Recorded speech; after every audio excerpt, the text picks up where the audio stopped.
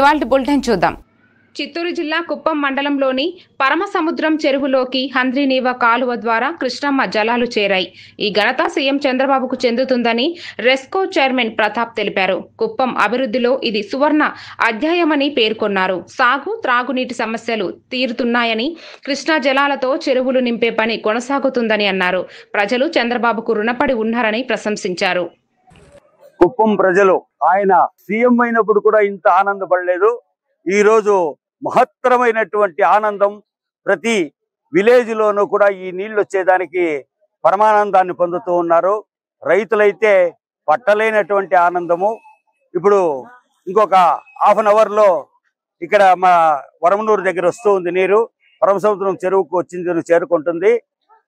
ఇక్కడ చాలా మంది ప్రజలు దానికోసం ఎదురు చూస్తూ ఉన్నారు.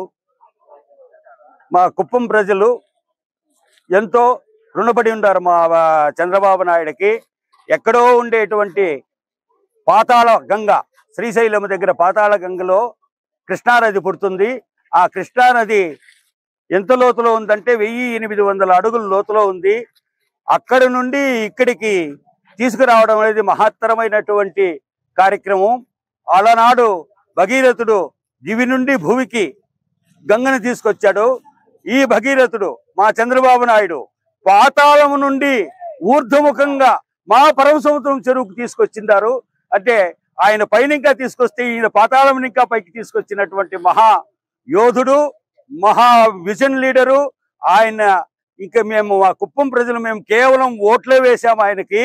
ఈనాడైతే మా కుప్పం ప్రజల యొక్క జీవితాలనే కాపాడే మేము వేసిన ఒక్క ఓటు కోసం ఆయన మా కుప్పం ప్రజలకందరికీ జీవితాలని వాళ్ళ కుటుంబాలనే కాపాడి మహత్తరమైనటువంటి ప్రజలకందరికీ నీరు చాలా అవసరము. ఆ రైతులందరూ కూడా ఆనందంతో గడుపుతూ ఉన్నారు.